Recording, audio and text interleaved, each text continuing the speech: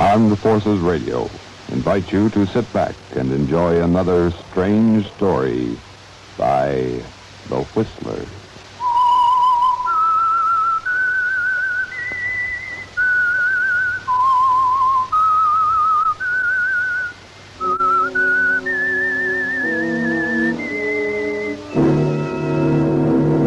I am the Whistler, and I know many things, for I walk by night.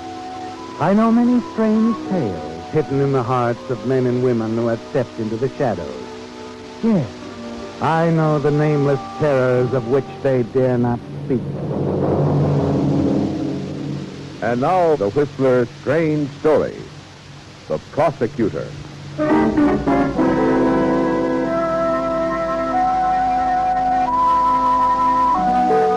The courtroom was tense now. Assistant District Attorney Philip Graham was beginning to summarize for the prosecution. In the case of the People versus Thomas Anderson, the thrill of success was in his speech as he moved in for the kill. Ladies and gentlemen of the jury, in addition to the fact that circumstance links the defendant irrevocably to the killing, he still persists in his refusal to testify. Still offers no explanation as to his whereabouts on the night in question, solely on the basis of possible self-incrimination. And you were right, weren't you, Philip? Less than 10 minutes after the jury retired, they walked back in with a verdict you knew was coming. And Tom Anderson was on his way to the cell in Condemned Row. But that wasn't all, Philip. No, far from it. Most important was what your colleagues were saying as they clustered around you. Well, this will put you to the top of the heap, Phil. You'll have that mahogany desk, old man, in the Hall of Justice. And there'll be a brass nameplate, Philip B. Graham, District Attorney. You bet you. With this conviction, you can't miss.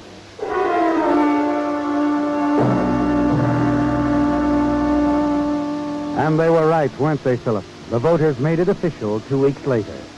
And only you know what kind of a job you really did.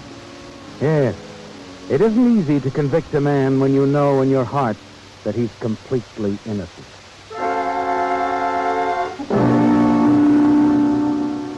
But you're not thinking about that at the victory celebration. There's too much else going on. Congratulations, backslapping, important people. And above all, a beautiful brown-haired girl with clear blue eyes and a quick, easy smile. I didn't quite get that name. Corinne Scott. Oh, Mr. Graham, how wonderful to actually meet you. Oh, not at all. The pleasure's mine. I know you've heard it many times, Mr. Graham, but, well, I thought you were magnificent at the Anderson trial. No, I was only doing my job. A public prosecutor. It's almost like playing fate. Oh, now, wait a minute. I mean, the idea of holding the fate of a fellow human being in the palm of your hand. It's a little frightening. It's such a responsibility. Yes, it is a responsibility. Of course, we make pretty certain of our facts before we step into a courtroom and start making accusations. Of course you do. Old American custom, you know, a man is innocent until proven guilty. But just think, Mr. Graham, in this case, the jury was about to let that killer go free. Why, if it hadn't been for you... Yes, I had a feeling about Tommy Anderson from the very beginning. It must have been a very hard fight. It wasn't easy. Of course, if a man knows what he's doing and... And where he's going. What do you mean? Well, I guess I admire ambitious men, Mr. Graham. I admire them very much. Thank you, Miss Scott. I probably shouldn't say this, but... Please do. Well, I think this is a silly way to celebrate anything so important as becoming district attorney. A filthy reception and a lot of politicians. Now, if I were running things... Yes. I'd get rid of the politicians. I'd reserve a table for two at a little restaurant I know, where the steaks are heavenly and there's vintage wines, crepe Suzette. And champagne? There's Clicquot 1940, no less. How does it sound? You're a pretty good salesman. Well, that's all. That's what I do. And when would you do it? Oh, tomorrow night, perhaps. Say about 9. You know I'm a married man, of course. What's that got to do with the victory celebration? Well, if that's the way you look at it. 9 o'clock tomorrow night. All right, Miss Scott.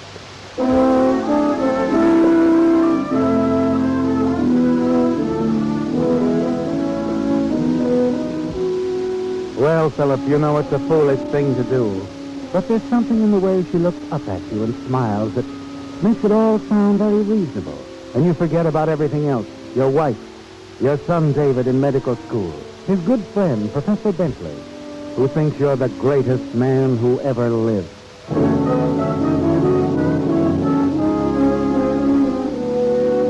At 8:15 the following night, you're standing before the mirror in your bedroom, adjusting your tie. Corinne is lovely, isn't she? And as you put on your dinner jacket, you're thinking of the soft lights in the evening. Oh, there you are, Dad. Here he is, Professor. Almost gave you up, Dad. Thought you weren't coming. Hello, son. Got the culprit at last. I told you wouldn't walk out on us, Dave. Hurry up, Dad. We're a half hour late as it is. Well, what do you mean we're late? Say, what's the idea of the dinner jacket, Mr. Graham? Yeah, there's nothing formal Well, about wait a this. minute. What's this all about? Huh? You going somewhere?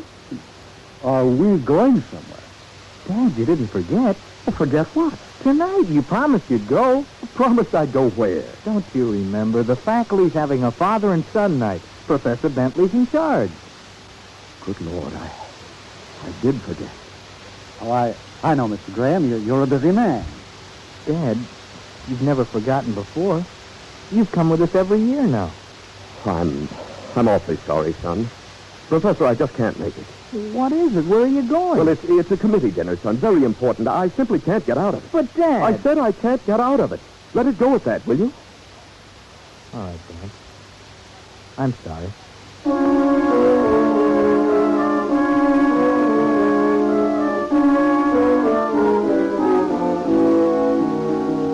And that was the beginning, Philip. You didn't know it then, but you made a choice that night. A choice between your family, your home, and Corinne.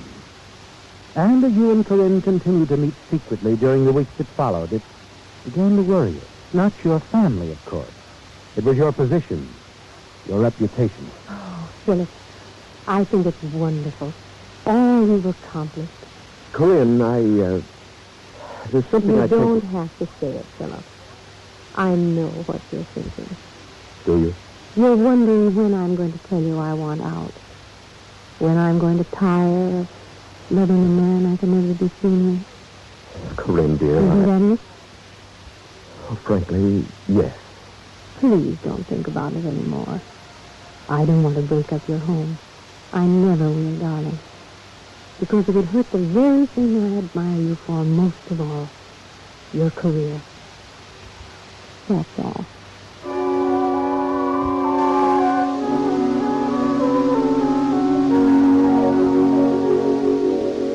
Well, Philip, you can have it all now. Your family, your career, and Corinne.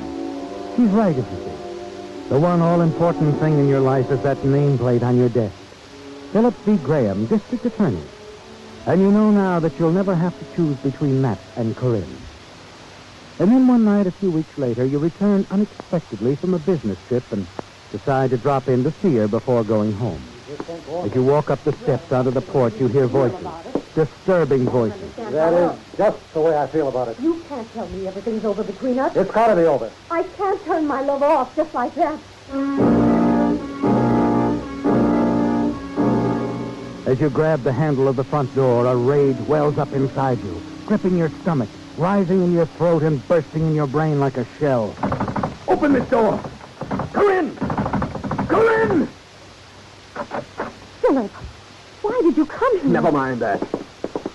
Who are you talking Oh, to? Philip, be quiet. Don't lie to me. Where is he?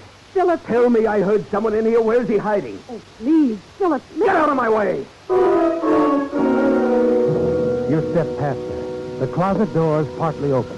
And as you walk toward it, Corinne steps to the light switch. The room goes dark. Turn on that light. Here you are. I knew it. As you struggle with him in the darkness, you realize he's too powerful for you. He forces you back against the table. Your hand lights on a heavy metal bookend. In a blind rage, you swing it high.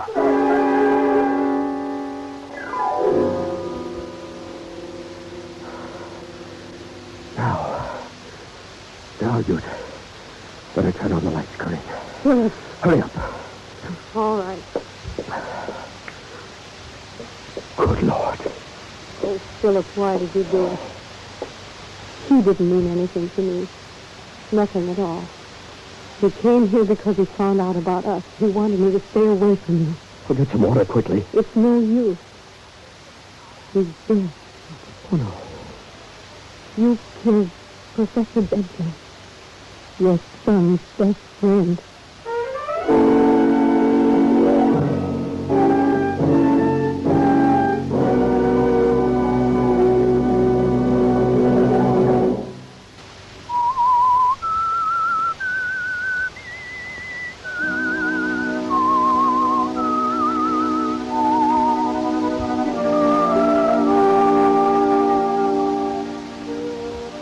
Well, Philip, you never expected anything like this. This couldn't be happening to you.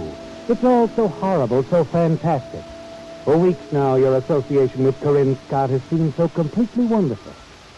Now, with the suddenness of the jealous rage that spurred your wild action there in the dark room, a beautiful dream is turned into a nightmare. And Professor Bentley, gentle, friendly Professor Bentley, your son David's friend, lies dead at your feet. As you stand there, stunned, looking down at what you've done, you're vaguely aware that Corinne has come forward and picked up the heavy bookend you used. You sink down into a chair as she moves about, straightening things up, scarcely looking at you. Slowly, you lower your hands from your face and look up at her. Corinne. Corinne, what are we going to do? You killed him, Philip. You killed an innocent man who did nothing more than come here to ask me to stay away from him. Oh, I know that. As soon as the light went on and I saw who it was, I knew why he was here. Oh, Corinne, Professor Bentley was such a good friend to my son, to me. What am I going to say? How can I explain? You wouldn't have to explain if you could get him out of here, Philip. What? If he was found somewhere else, maybe miles from here. Corinne, would you help me do that? Yes, Philip. I would. I never knew anyone could be so devoted. So much in love with a person. I'm not doing it because I love you, Philip. What?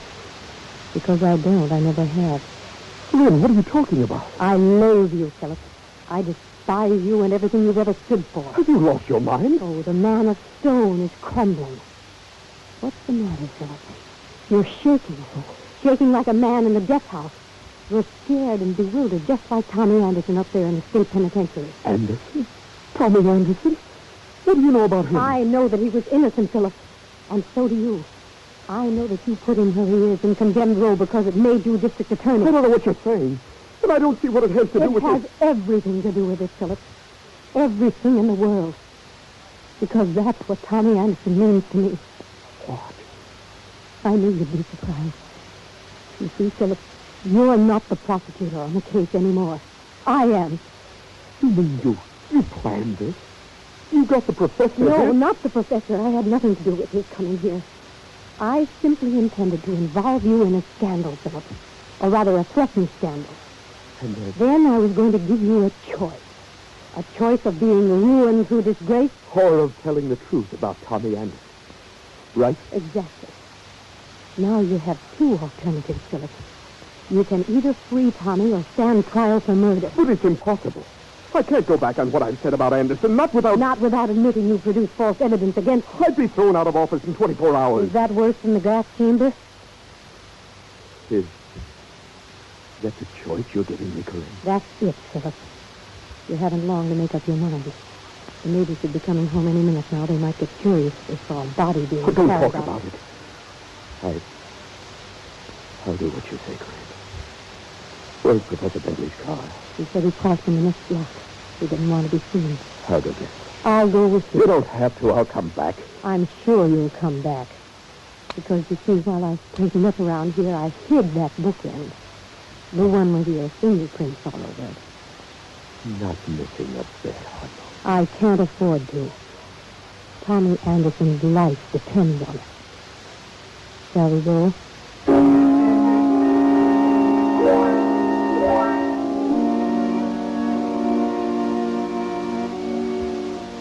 You find the professor's car a block away. Run it into the drive alongside the duplex. Corinne helps you carry the professor's body out of the house to the car, warns you to call her soon, and returns to the apartment. In the next half hour, you live your life over, don't you, Philip? Driving grimly through the night, not knowing exactly where you're going, trying to stay on the darkest streets until you reach the edge of town. The university looms up ahead, a big, slumbering shadow. And you decide there's no better spot than Professor Bentley's own campus. You run the car in beneath the clump of trees, turn off the motor, wipe away your fingerprints, and climb out.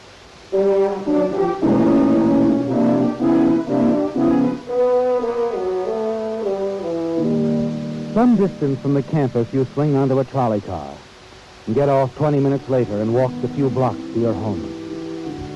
Not much hope for sleep, is there, Philip? Nothing to do but wait for the axe to fall. The minute the morning papers hit the streets.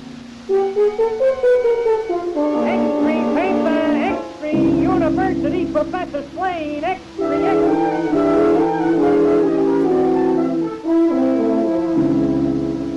Police offer the theory that the killing might be a gangland reprisal against District Attorney Philip Graham, whose home the slain professor often visited.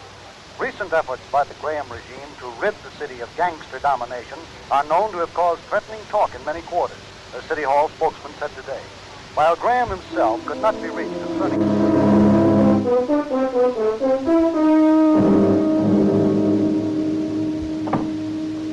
Hello, Phil. Hello, Matt. Anything new? Wish there was. The boys have been out of 48 hours now without arrest. You're not giving up, are you? You know me better than that. The day I give up, I'll resign as police commissioner. They know what the professor meant to you and your boys, Phil. We'll get the guy who did it if it takes us 20 years. Oh, just a second. Yeah. There's a Miss Scott calling, Mr. Wait a minute. I told him you were busy. She says it's quite important. All right, put her on. Hello, Philip. You called at a bad time. I'm busy with the police commissioner. Go ahead, Phil. Don't mind I'll me. be brief, Philip. I've waited 2 days now. That's all I intend to wait. I want a signed statement about Tommy. Look, I'll have to see you first. I told you I'm not going to wait any longer. It had better be tonight. All right, tonight. 9 o'clock? Make it 10. All right, 10. And I wouldn't be late if I were you. No, of course. Goodbye. Appointments, favors, business as usual.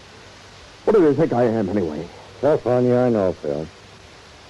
Well, I better get back and see if the boys did anything with the one lead we've got. What's that? A girl? A girl? We think the professor had a date with a girl that night. Some dame who was paid to lure him into the trap. You mean on the campus? He wasn't killed on the campus. We knew that from the first. He was probably murdered in the girl's apartment. Oh, I see. We're checking every move he made that night. We'll find her if she's alive. What do you mean by that? Well, she's a pretty important girl. For both our side and theirs. I wouldn't be surprised to find her in the river one of these mornings. I'll see you later, Phil.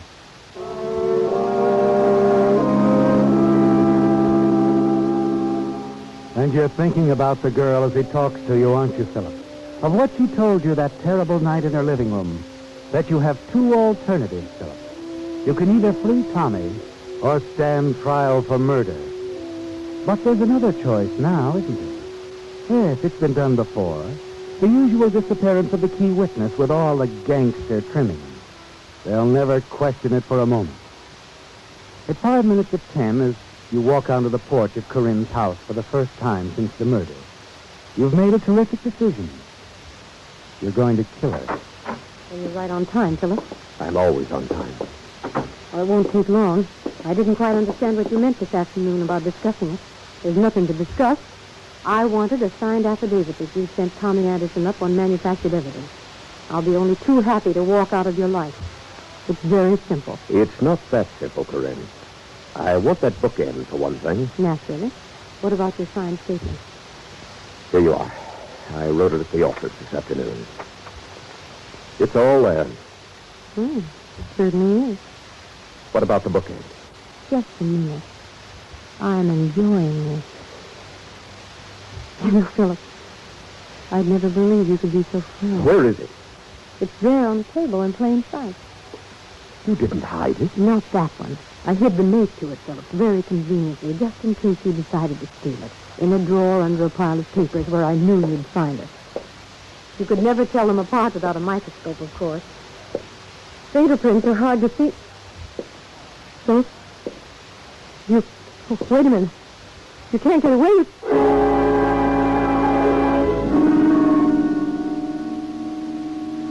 Sorry, Corinne. It's too bad you didn't realize there was a third choice.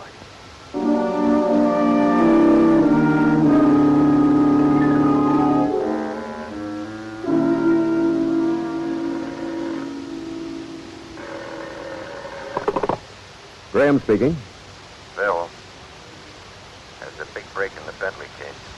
Go on. The girl I told you about. She's more than a theory now. She's a corpse. Found her dead in her apartment this morning. Any idea who did it? We know who did it, Phil. Oh, that's pretty quick work.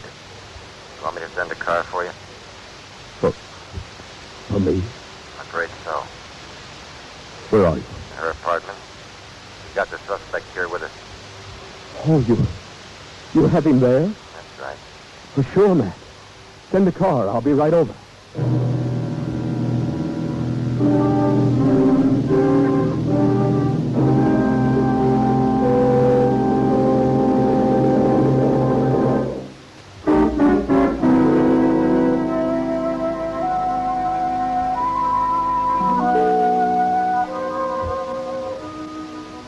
Well, Philip, it was a terrible moment, wasn't it? Listening to Police Commissioner Matthews telling you over the telephone they knew who killed Corinne Scott, while your mind reached out frantically for some detail you might have overlooked. The bookend, the bottom of the river where it belonged, the affidavit, carefully burned after you left the apartment. Fingerprints, tire tracks, witnesses, you'd been too careful for that. Then the wonderful words that almost made your heart stop, that they had the suspect there with them. Someone else, Philip, had made a mistake. A staggering, wonderful mistake. The homicide squad is all over the apartment when you arrive. I'm glad you got here so soon, sir. I dropped everything, of course. Where's the suspect? In the bedroom. You know, Phil, I wish there was some mistake about this. Huh? For the first time in my life, I wish I had nothing to do with cracking a case. What are you talking about? Bring him in here, boys. Matthews, what do you mean by that? I was hoping we'd be wrong. There's just no other answer. And the guy comes walking right out of the victim's house and can't tell why. David. Hello, Dad. He won't say a word. I was waiting for my father. He called me up early last night, Dad. He said she could tell me something about what happened to Professor Bentley. I came on over and she told me everything. I see. It sounded crazy. I told her it was a pack of lies. After I went home last night, I couldn't sleep. That's why I came back here this morning. What did she tell you, David? I've said all I'm going to say. You know what that means, of course. I think so. Dad.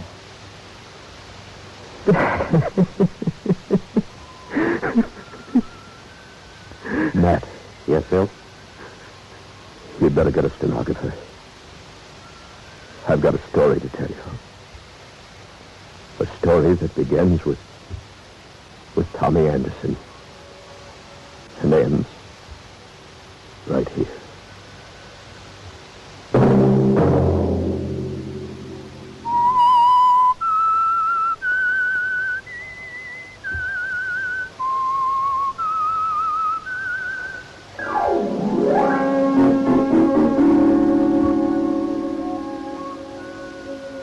Featured in tonight's story were Bill Foreman as the Whistler, Frank Nelson, Jeanette Nolan, Gil Stratton Jr., Hal Gerard, and Herbert Litton.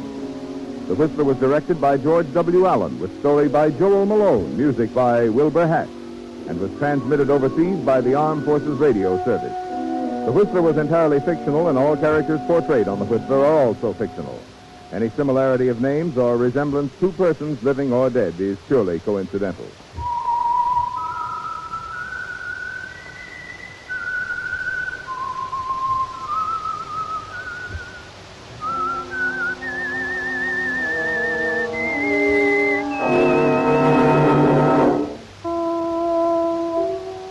Tune in again next week at the same time for The Whistler. The Whistler has come to you through the worldwide facilities of the United States Armed Forces Radio and Television Service.